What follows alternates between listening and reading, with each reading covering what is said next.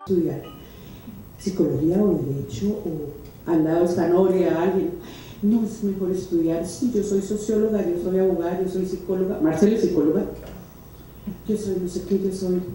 Es mejor estudiar esto porque este trabajo se me sale el bloque completo.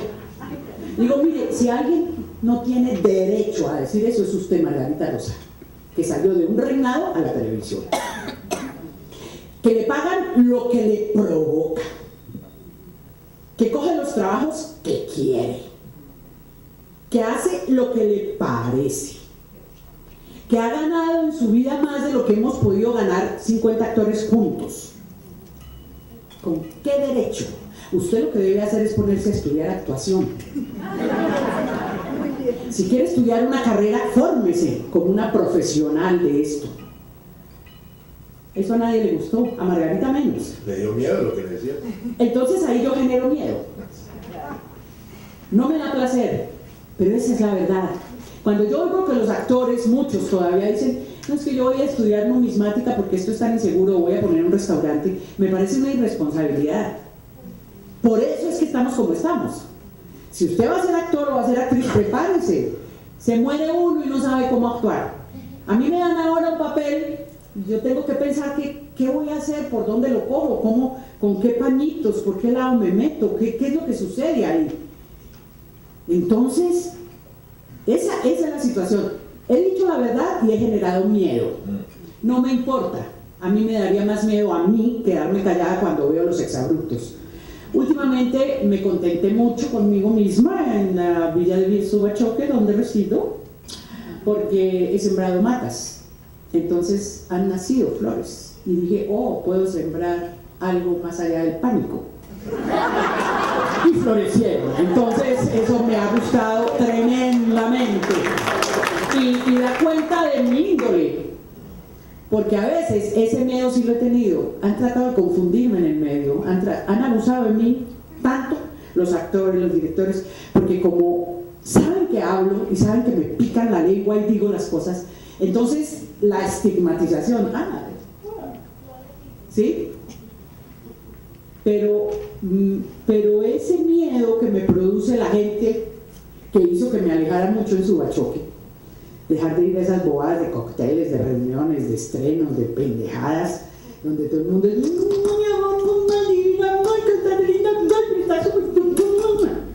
y usted da dos pasos y ¿No te da miedo la soledad? no hay nada mejor que aprender a vivir con uno mismo. Eso es un trabajo. ¿Y cuál soledad? Si vivo ocupadísima. ¿Qué Tengo hace? de todo. Se me cocina. No, muy poco todo, hago todo, pero poquito porque estoy con mi columna chueca, sí, claro. Pero me gusta cocinar, me gusta remendar, me gusta arreglar closets, me gusta leer ante todo, ¿no? La lectura. Me daría miedo quedarme sin libros.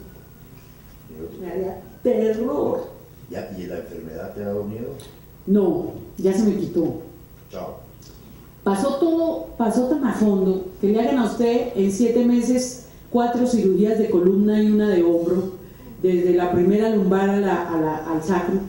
¿Ya qué miedo le va a dar? Si eso le hurgan, le metían tornillos acá, era como una ferretería y esto, ¿ya qué miedo me va a dar? Oiga, una actriz como tú, Vicky, ¿tendría alguna fórmula, una vez instalado y generado el miedo dentro de uno, supongamos que esa es la sensación de la relación, cuál es la terapia? ¿Cómo quitarse encima un miedo? Enfrentar los miedos. ¿Es posible mandar a la mierda el miedo? El miedo hay que enfrentarlo apenas llega, apenas empieza, apenas se insinúa, apenas se sospecha, apenas se dibuja, apenas se perfila, apenas se está acomodando en el espacio físico o mental. Ya la dije. Tienes que estar atento. Entonces, apenas ese primer boceto, trazo, lineamiento aparece, hay que pararlo en seco y enfrentarlo. A ver, y conocer, porque es que uno siempre tiene miedo a lo que no conoce. A veces es asustador lo que uno conoce, pero de alguna manera uno puede crear una salida, una manera, un método. Lo desconocido no, porque en lo desconocido no tiene uno elementos. Entonces, en mi caso, la experiencia de vida me ha enseñado que una vez que el miedo empieza a aparecer, lo empiezo a mirar de frente y analizo por qué lado se va a venir. No siempre funciona, porque yo puedo creer que viene por aquí y no, resulta que viene por acá. En fin, pero lo mejor es enfrentarlo. Y en tu vida actoral, ¿te ha tocado hacer personajes, dar vida a personajes o bien atemorizados o bien que den miedo? ¿Y cómo te ha resultado eso, el manejo del miedo en la construcción de la ficción? Eso no es tan automático. No es que mi personaje, así trabajan los de ahora. ¿Qué es que su personaje bueno, su personaje malo, su personaje bonito, su personaje feo, su personaje... No, los personajes son... La vida es una cosa cambiante. Los personajes son una cosa viva. Los personajes son una cosa que uno no se puede confiar de que, yo sé cómo es este personaje, vea. Yo sé cómo dar miedo. Vea. Uno no tiene ni idea cómo es el personaje porque en el momento en que la obra empieza a rodar, empiezan a aparecer, uno tiene lineamientos generales. Uno piensa en lo que hace su personaje dramáticamente, argumentalmente.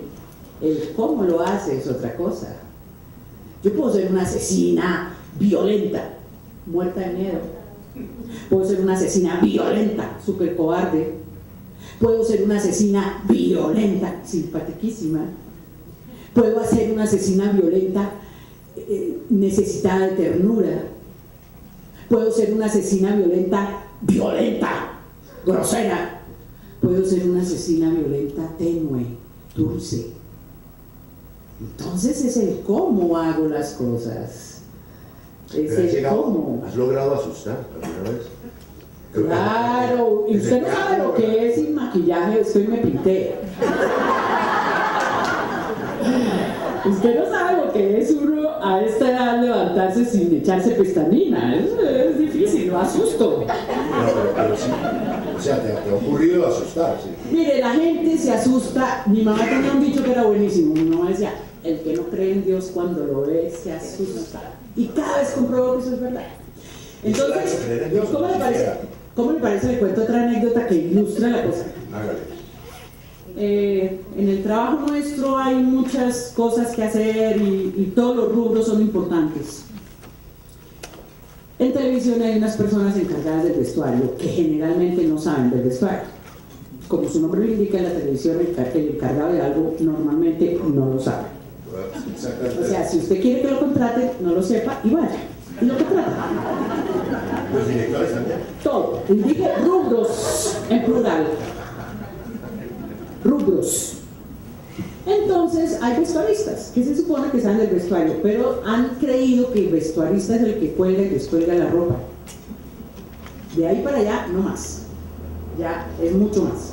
Pero bueno, a veces ese colgar y descolgar la ropa abruma, es harto seguramente. Y entonces se despistan y entonces no siguen las continuidades y dejan las vainas.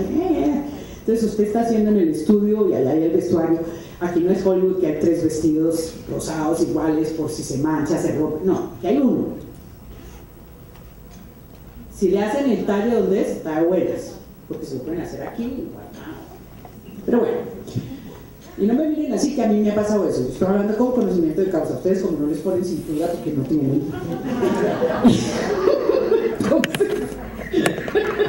Resulta que cuando las vestuaristas vamos a... ¿Qué problema? Inmediatamente se genera que hay que esperar a Vicky. El estigma y la fama, la jodona. Entonces, ¿qué pasa con Vicky? Director, ¿qué pasa? Porque ladran a veces. Y digo, no, yo no tengo la culpa de que las niñas de vestuario sean ineptas. Pero en este tono, además, inepta es la palabra más suave para decirle a una estúpida, estúpida. Es la más suave y es la más decente. Y son ineptas. Al otro día me llega un memorando de la vicepresidencia creativa, donde la vicepresidenta me llama a mí una señora mayor que tenía la razón, que he pasado por los 10.000 problemas de las estúpidas estas, me llama a su oficina y me dice, ¿cómo es posible que maltrates así a la gente? Y yo, que no me acordaba, ¿qué pasó? ¿A quién? ¿Cuándo? ¿Dónde? Maltrataste a las niñas de vestuario, según la asistente de dirección, según... No, yo no maltrataba a nadie, ¿sabes? No.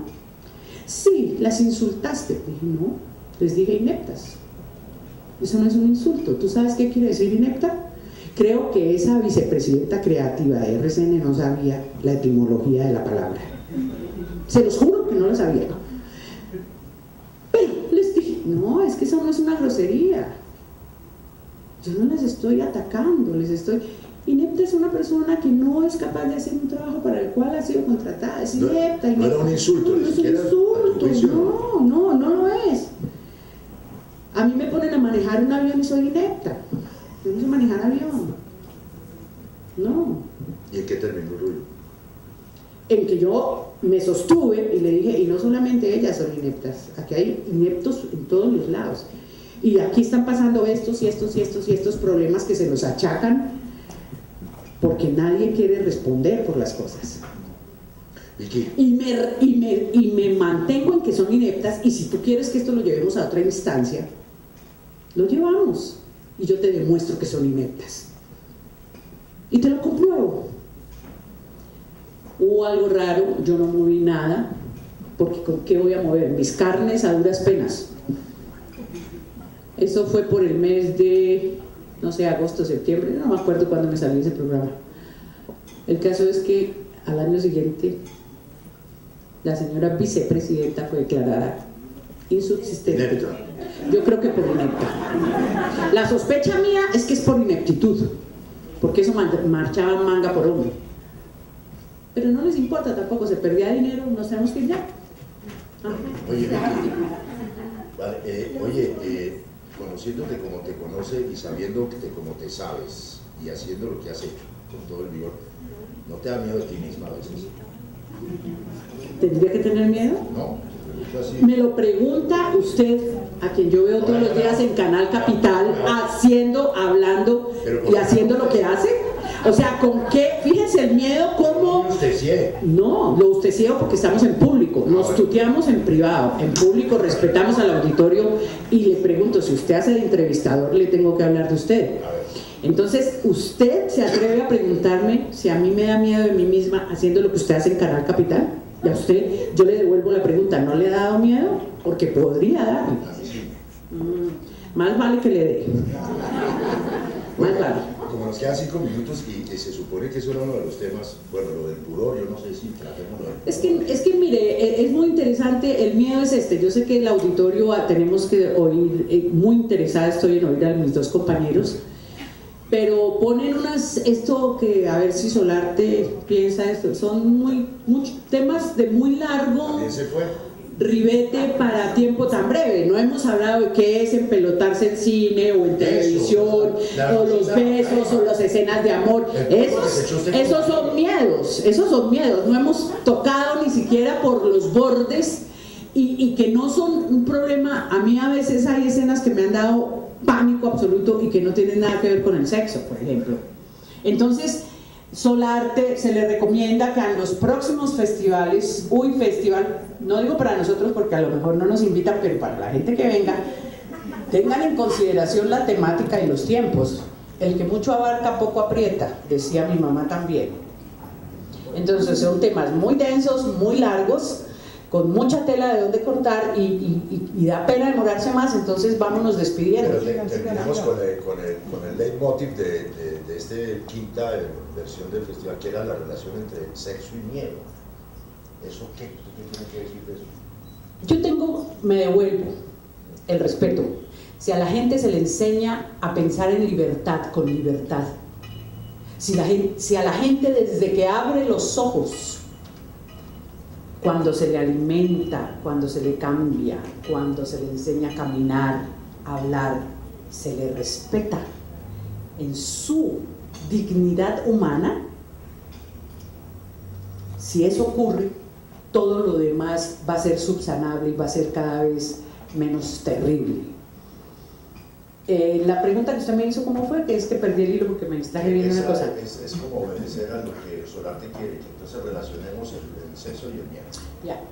Yo creo que cuando la gente aprende a pensar con libertad y con respeto hacia él mismo y hacia los demás, puede comprender perfectamente que su vida es una totalidad y que se trata de buscar la completud, no lo complementario, la completud,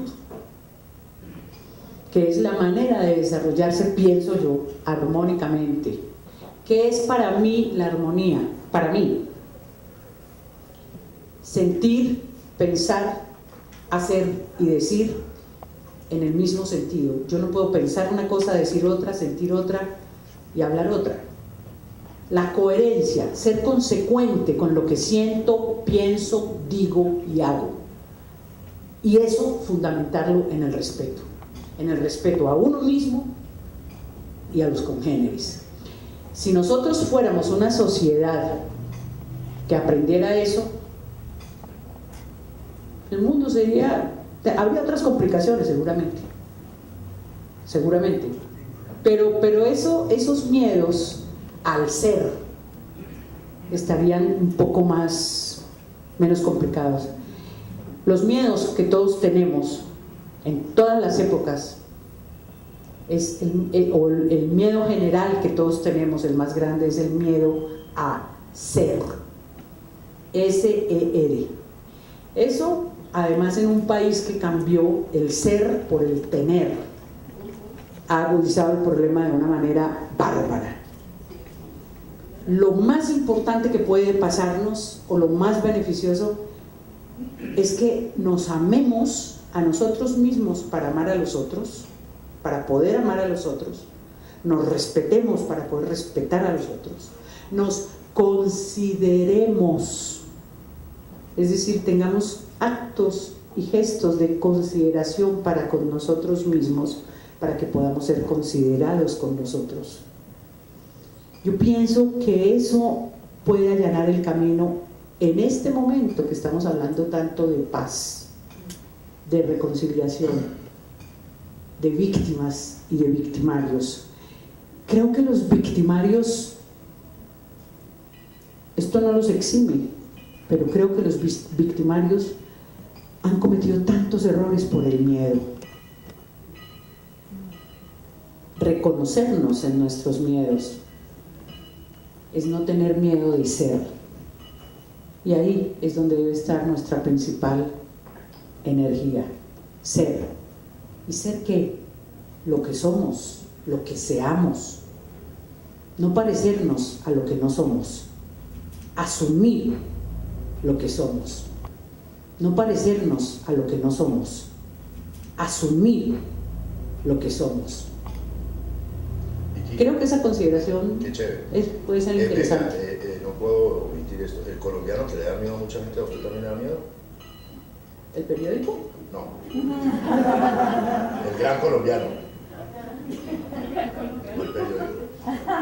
Mire, en este momento a uno le puede dar más miedo de los que siguen al gran colombiano. Porque el gran colombiano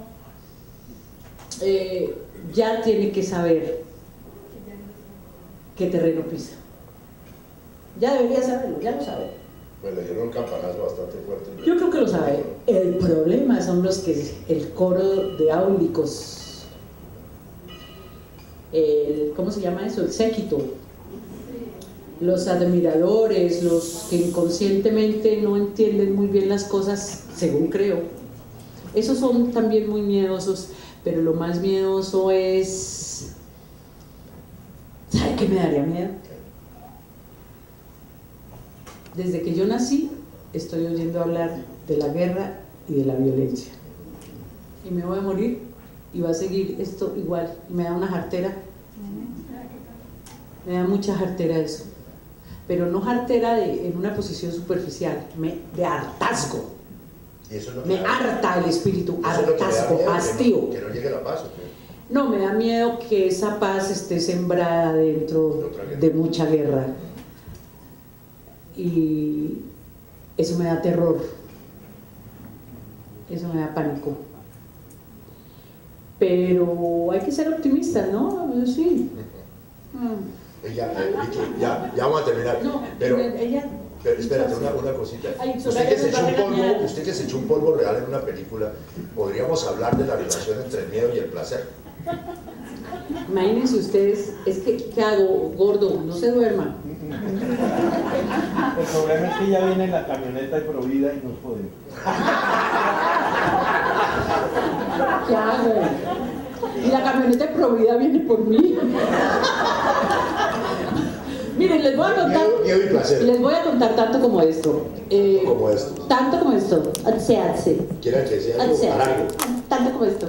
Me dije a mí mismo. Bueno, no hay nada más falso. Nada más falso que el amor hecho por actores en escena. No hay el menor riesgo, excepto los actores de ahora que como no saben, entonces tiran. Y se dan besos y se besan. ¿No? Pero resulta que la gente que sabe actuar, lo mismo que finge un beso, finge un puño, una patada, un desmayo. Es lo mismo. O sea, está, digamos, perdónenme, en la misma categoría. No es que fingir un desmayo, un miedo, una dicha sea simple y en cambio fingir una tirada sea complicado. No, están, para un actor, o por lo menos para mí como actriz, eso está en el mismo rango. El grado de dificultad radica en qué quiero comunicar y para qué y con qué propósito y qué le sucede a mi personaje. Ese es el grado de dificultad, no que tire o que salte o que baile o que sufra o que llore o que ría. Ese es el grado de dificultad. Convencerse de hacerlo. Exactamente, y tener verdad en eso. Entonces, por ejemplo, no había nada más absurdo que un mayolo montado sobre mí, yo desnuda, recién más o menos con un hijo pequeño, bastante voluminosa de carnes, que he sido siempre, y con un señor director además encima de mí en pelota. Ve, corre esa luz para allá, pones a bandera a aquel lado. No, bandería la script, ¿y quién va a hacer el control? Entonces, lo menos romántico es un tipo desnudo sobre usted, apoyado, dando órdenes y diciendo, no, baja, ponele excelente, no. Era totalmente absurdo, pero aparte de eso había otro hecho mucho más grave. ¿Lo puedo contar? Horario ya para mayores. Resulta que cuando se hizo la mansión de Araucaima, cuando se fue a hacer la mansión de Araucaima, yo era la actriz.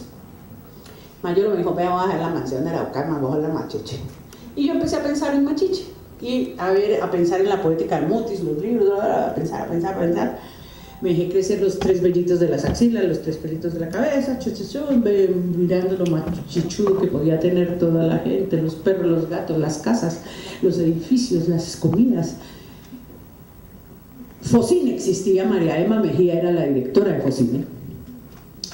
Y ya se va a hacer la película y me llama Mayolo y me dice, ve...